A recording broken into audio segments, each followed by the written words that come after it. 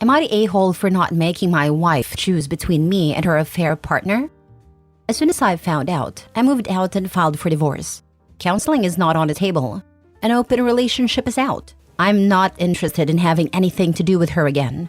She tried saying that if I ask, she would choose me. Gross. I don't want her. Some of our friends think I should have fought for our marriage, so I offered to sleep with them or their wives to see how they feel about the situation then. No one has taken me up on my kind and Christian offer. I'm paying my half of the lease on the apartment. There are 4 months left. In the meantime, I'm going to work and spending my time off at all-inclusive resorts. It's cheaper than getting an apartment for myself. Am I the a-hole for not trying to save our marriage? Now for the top comments. She tried saying that if I ask, she would choose me. You did ask her at your wedding. Wild of her to say that. Not the a-hole. She didn't stay true to her vows. Why should he stay true to his? Since the marriage vow has already been broken, he is free to divorce her. She said she would choose him, but didn't choose him when she was sleeping with the other guy. What right does she have to choose him now? Even Jesus said you can divorce a cheating spouse. Not the a-hole. If she was going to choose you, she shouldn't have had an affair in the first place. I like your response to the friends too. Right, like how could they deny such a kind and Christian offer like that? Lol. At least the friends would know who their partners would be sleeping with. Definitely not the a-hole. Not the a-hole. You pleading and begging, please stop cheating on me. Please, please, choose me, is emasculatingly humiliating. Not to mention, she already chose this other person. You made a correct move. She would have chosen you to be her doormat, as she continued to cheat whenever the heck she felt like it. You can sleep well tonight knowing that you improved your life, and the best is yet to come. You'll eventually meet someone who deserves you. I'm glad to see someone with some damn self-respect. The pick-me game is pathetic. So many of those posts. It makes me sick. Next story. Am I the a-hole for letting my ex-girlfriend have gonorrhea for a year? About 18 months ago, I, 31 male at a time, began dating a woman, Beth, 24 at a time. Beth and I had a lot in common, and we met fairly often. I've always taken my sexual health very seriously, and early in our relationship, I demanded we have full STI panels done. Beth was fully on board with this, and we went and got tested together. We were able to show clean tests to each other, and since Beth was on the pill, our intercourse was all done and protected. About 5 months into our relationship, Beth went on a 3-week vacation in France. She came home talking about how she had had a wonderful time, showing me pictures and stories. On our first night back, having had 3 weeks without sex, we naturally had it a few times. 2 days after that, I had extreme pain during urination and discharge from my member. I honestly had no idea what was going on, so I went to a urologist who immediately told me that I must have a bacterial infection. He asked if I had been exposed to any STIs, to which I responded no, I hadn't. He then said for precautionary measures, he'd give me preemptive treatment for bacterial STIs while waiting for my lab results. A few days later, my lab results came back. By the time, my symptoms had entirely disappeared. I went to the doctor's office, and he explained that I had gonorrhea. I was stunned, because Beth was my only partner, which meant one thing. She had cheated on me, probably in Europe. At this point, I ghosted Beth. Blocked her on social media, phone number blocked. I assumed she tried to reach out in some way, but she never came to my house to see me. I figured that was the end of it, and lived my life as normal for the next year. Well, yesterday I got a visit at my front door. It was Beth. She broke down, telling me that she had exposed me to an STI, and that if I hadn't already, I should get tested. I explained that I already knew, and that's kind of why I ghosted her. Beth was stunned for a second, and then shrieked at me, "Why the hell didn't you tell me?" Apparently, having gonorrhea for a year wreaked havoc on her reproductive system, and she may be completely infertile now. She always wanted to have children. I'm conflicted now about if what I did was a-hole-ish. At the time, I was so depressed that I just couldn't bring myself to talk to her about it. You know, normally F around and find out isn't quite so literal. My ex found someone and banged some random dude off Tinder a week after she broke up with me. Called me, asked if I gave her chlamydia, told her no, got tested anyway and sent the results. It was negative. And she had the nerve to blame me, that it was my fault she went out and raw dogged some guy from Tinder. She also effed around and found out quite literally. If it were me, I would have communicated a diagnosis and then ghosted. However, I don't care how any of you spin it. OP cannot be blamed for the actions of the ex. Asymptomatic or not, sexually active adults should be tested regularly. It's been a year, so that means neither her nor any of her other partners have been tested in that time. Not to mention, she chose to sleep with a stranger unprotected and didn't get tested and exposed him to the STD in the first place. It's likely not the first time she's done it either. We just went through a freaking pandemic, and no one learned a damn thing about protecting each other and caring for the public at large. Humanity's cooked. She knew she had unprotected sex and was completely irresponsible by putting your health at risk. She cheated and then infected you with some other guy's gonorrhea. How vile is that? If she was so concerned about her reproductive health, then she should have been getting tested regularly. How many other guys did she infect after you, I wonder? This is a majorly harsh life lesson for her, if she truly is infertile now. But she did this to herself, not the a-hole. Exactly this. But I have to add, if she was so concerned about her reproductive health, she would have used protection when sleeping with random people in Europe. But I like to believe that some things happen for a reason, like breaking up a relationship between a cheater and a good responsible man. Glad Opie took his symptoms seriously and got it treated. Next story. Am I the a-hole for accidentally raising my voice at my wife and throwing away her dishes and clothes because she won't wash them, just buy new ones? I, 28 male, have been married to my wife, female 30, for 2 years now, together for 5. We were going to start trying for a baby, but that got put on hold and might not happen anymore. My wife and I both work, and we make about the same amount and work about the same amount of hours. My wife and I originally had a chore system set up, where we just rock, paper, scissor the calendar for our days off.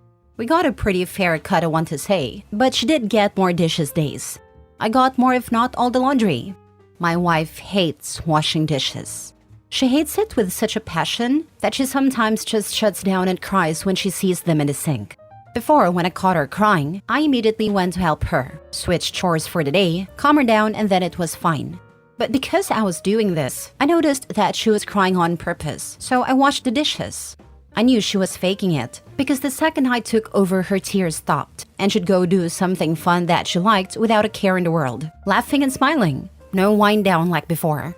Because of this, we changed our dishes to whoever makes the dish washes it, like children with the exception of cooking. Whoever cooked doesn't have to wash the pots and pans because they put all the work in for dinner. This was also her suggestion, which I was more than okay with. This was working out for a little while, until I noticed that my wife made a lot more dishes than me and just didn't want to wash them. I asked her when she planned on washing dishes after I made dinner at her request, and she blew up on me, telling me to quite literally F off. I did as she said, but left the dishes. The next day, she asked me why the dishes weren't done, and I told her because she didn't do them. This started a fight, and I washed them, but I wasn't happy. I do most if not all of the laundry because she just won't anymore, and I refuse to wear dirty clothes. The only thing she has to do with the laundry is put it in the basket. That's it. We have a basket for darks, colors, and whites. She insists on her own basket for underwear and whatnot, so that's its own thing and I hand wash it. She's been not putting her clothes in the basket. At first, I picked up all of her clothes and washed them because it was no big deal. But when I watched her take her clothes off and just leave them on the floor because I always pick it up, I chose to leave her clothes there. She asked me why her clothes weren't done. I said because she didn't put them away and she blew up on me. Same story. Recently, this all came to a head with all the fighting. My wife has been getting lazier and lazier to push back because of our fights. And at first, I was doing all of her chores on top of working. But I had a little moment of, why am I even doing this? And just stopped. The dishes piled, her clothes were dirty, crumbs were everywhere on her days. On my days, everything was spick and span. She decided that she's going to just start buying more dishes and clothes to combat not doing her part. I cannot tell you how frustrated this made me. She was buying plastic spoons and forks, paper plates, Walmart t-shirts, and whatever other cheap alternative to the nice ones she has at home. I just decided to start tossing them. When she noticed that I was tossing her cheap alternatives, she blew up at me again. And for the first time since we've been together, I raised my voice. My voice is deep and I'm a big man, so this scared her, which I regretted. I immediately lowered my tone and told her that she just isn't doing her part and that she's wasting money buying useless things when all she has to do is just clean up after herself and put clothes in a basket. She cried, and despite how many times I apologized, she told me that she doesn't feel safe with me and that maybe we're better off divorcing. This shattered me. She's been cold toward me, sleeping on the couch and playing domestic violence signs videos out loud. It's such a low blow. The videos usually talk about yelling, throwing away items, control, emotional abuse, and signs that they're going to get physical.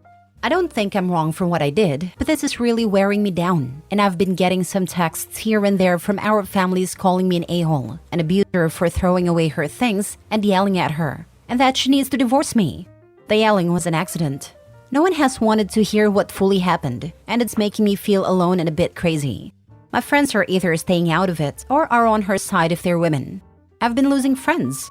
I feel like an a-hole now. Am I the a-hole? All I wanted was for her to clean up after herself. I'd never hurt her and I've never yelled at her before, which I do regret.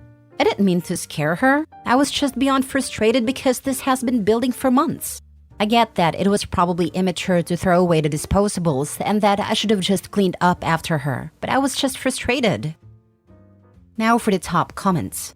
It's not too soon to admit that she's not the best partner for you. If what you write is completely accurate, then it's you who is in an abusive relationship and should exit. Opie didn't ask for this advice, but I think he needs it. Please, please do not get this woman pregnant.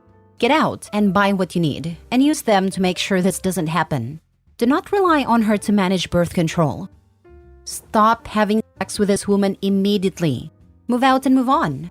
I'm honestly a little frustrated with the OP that he doesn't done this already. Crazy train.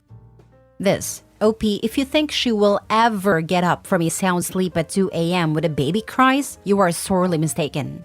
You and you alone will have sleepless nights for the next 1 to 3 years plus. If you get her pregnant, run while you can. Lord, just divorce her. She sounds like a 12-year-old. Now she's playing domestic violence victim because you yelled once? Get out of there and find an adult to share your life with. Seriously, she seems manipulative, unstable, dishonest, and just gross. I do not understand why OP would stay. Not a-hole. Last story. Am I the a-hole for letting my ex's mom into my book club and making his fiancé feel dumb? I, 28 female, dated Jim, 29 male, fake name, when I was 24.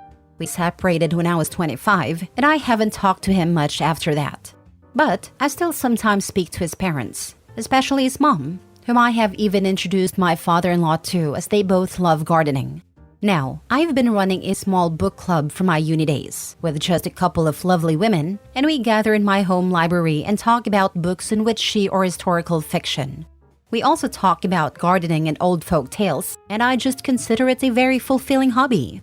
Jim's mom, let's call her Amy, asked me last month if she could join my book club, as my father-in-law had mentioned it to her when they were chatting at the nursery.